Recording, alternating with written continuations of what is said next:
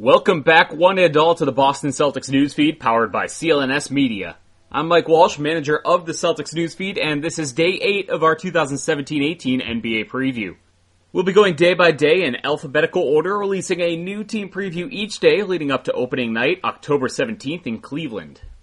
Before we get started with today's podcast, I do want to mention that the CLNS Media team has you covered on all Media Day activities in Boston today, as well as at training camp and practice throughout the week. The CLNS crew has full coverage of press conferences, photo ops, and there will be a new Garden Report episode on the YouTube page at youtube.com/CLNSmedia today. CLNS will also have full coverage of both preseason home games, so subscribe to youtube.com/CLNSmedia to not miss a thing.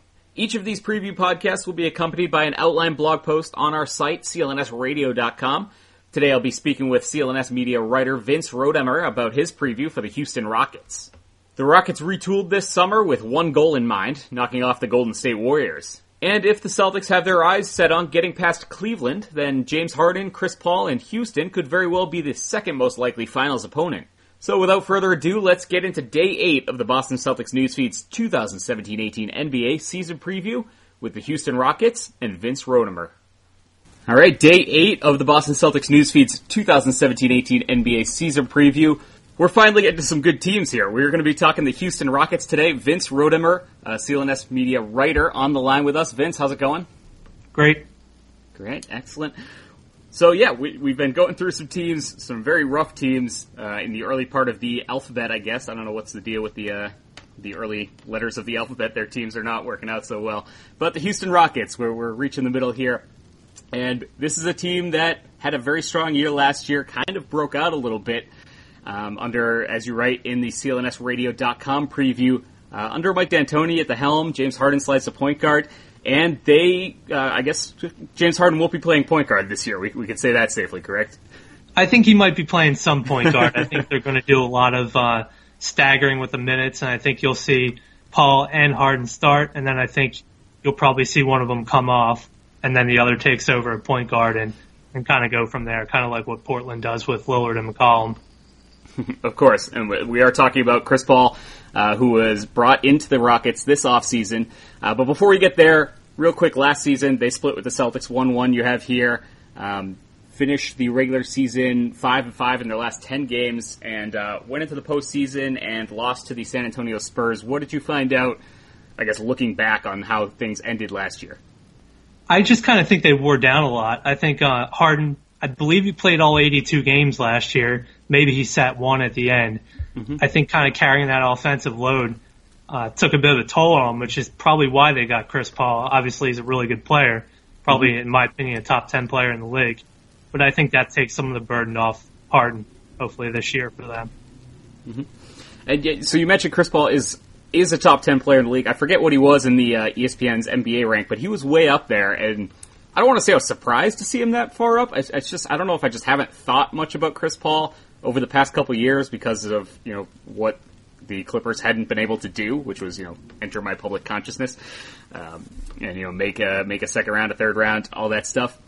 He is, though, I guess, still a top 10 player, and what does his addition really mean to Houston? How much of a win increase, just what can they do differently now with him in the fold?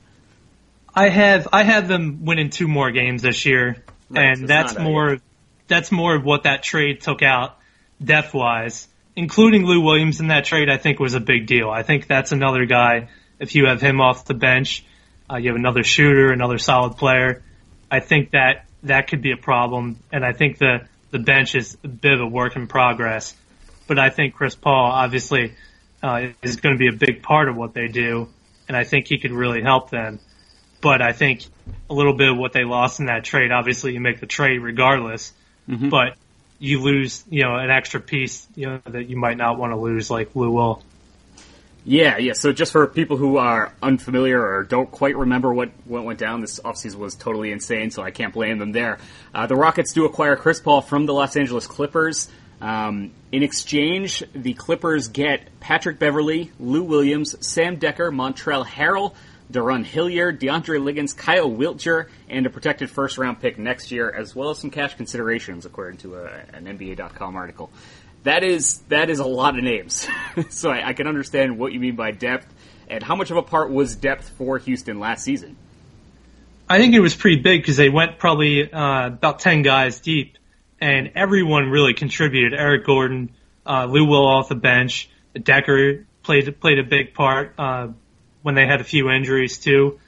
He's not a huge piece, but guy can give you 10, 12 minutes a game. So you're taking Harrell, Beverly, Lou Williams, and Decker. That's 4 rotation guys. That's kind of a big thing there. So that's how I'm kind of interested to see how the bench kind of works out this season, having to kind of replace those guys and kind of move on the fly. Yeah, we actually haven't mentioned Patrick Beverly is gone now. Obviously, it is an upgrade to Chris Paul, no question there. But are there aspects of Beverly that you think might be missed? He's a couple years younger, but it's not like Chris Paul's a really old guy at this point. I think he's only 32. But Beverly gave Houston a bit of a defensive identity that I would be a little bit concerned about losing, I think. Yeah, I think Beverly's the kind of guy that gets in the face of an opposing guard and kind of aggravates them all game, and might try and get them in trouble with a tech or something like that. He can shoot the ball. He can do a lot of different things. I think that is definitely kind of another big loss too. So that's at least 2 pieces there that you are really going to feel the loss of. Yeah, and but other than that, I think it's mainly the defensive end for Beverly. Yeah, it's not a flat out even these games aren't played on paper, and Chris Paul didn't have the best, I guess, rep by the time he left LA. There are things about Chris Paul's game and about Chris Paul's we'll put it mentality that can rub his teammates the wrong way, and I don't know how to put this not in a mean way, but James Harden has had a reputation in the past also that I feel like there's a chance where it doesn't mesh very well. There's been, Chris Paul doesn't appreciate teammates taking any sort of time off, any plays off, anything like that. And in the past, James Harden has done that, especially on the defensive end. Is there a chance there that this doesn't work out and I don't want to say blows up because they're just so talented it might not matter, but like you said, you're only giving them 2 extra wins. Is that part of your thinking there, that it might not totally be a smooth transition? The 2 extra wins is mainly a product of the West and how good it is. That's another good point, yeah.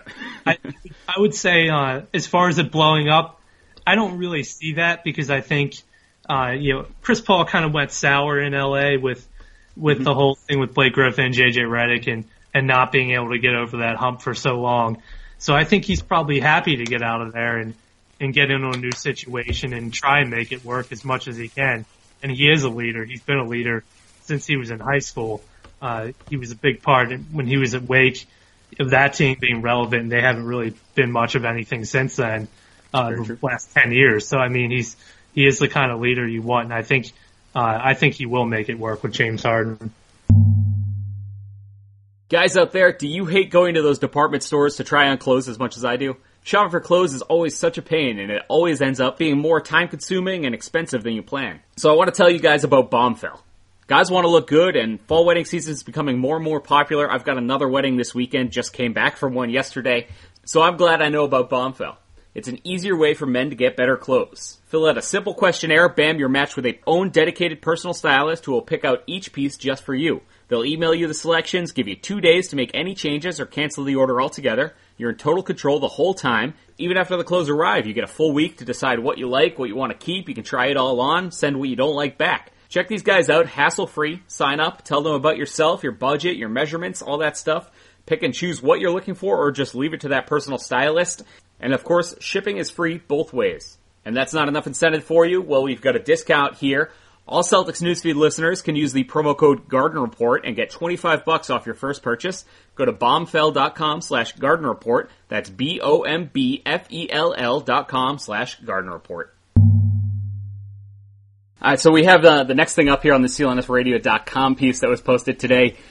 The next move that Houston makes, and there is one out there. You have them potentially making the move, and I think rumors are flying over the weekend right now that Carmelo Anthony might be on the move before the start of the season. Houston could be one of those areas and or destinations, I suppose, and there are that is a hole that could potentially be filled. I know they have Ryan Anderson, Trevor Ariza sort of on the wings there, but would Carmelo be a massive upgrade, and what would he add to this team? I think if you get a guy like Carmelo, you have another scorer, you have another guy that can kind of take over when Paul comes out or if Paul gets hurt or if Harden comes out, and you have another guy that can really put the ball in the basket. And that's the kind of thing I think Carmelo would bring to that team. I think they could also play small with Ryan Anderson at the 5, Ariza at the 4, and Carmelo at the 3, or Carmelo at the 4 and Ariza at the 3 with Harden and Paul. And I think you have a really dynamic lineup there where everyone can really shoot the ball. Carmelo's probably the worst shooter in that lineup, and I think that says a lot about what they could possibly do there. But I think that, Carmelo would also be another body there, and I think that would really help them if they could get it done. I don't know what exactly they would be moving for him, and I'd be concerned about that. But if he gets bought out and I think he can sign there, I think that's where he will sign. Cool. All right, we have a bold statement from Vince here.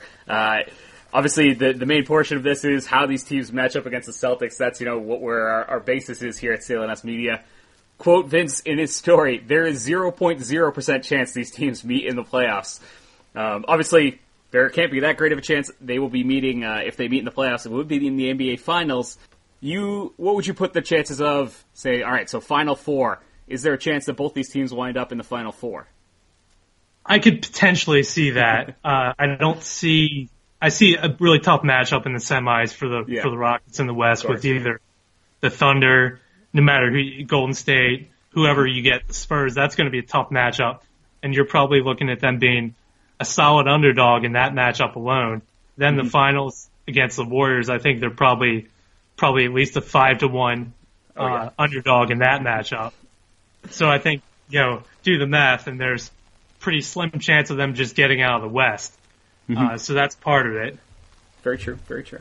The Rockets will play the Celtics twice in the regular season. We want to mention on Thursday, December 28th, just before the New Year, they'll be in the Rockets. That is, will be in Boston, and then again Saturday, March 3rd, towards the end of the season, the Celtics make their trip down to Texas to play the Rockets in Houston. But other than that, should they meet in the NBA Finals, that would definitely be, I think, a lot of star power in that one. It would be interesting to see. Obviously, you would have Kyrie and Chris Paul matching up.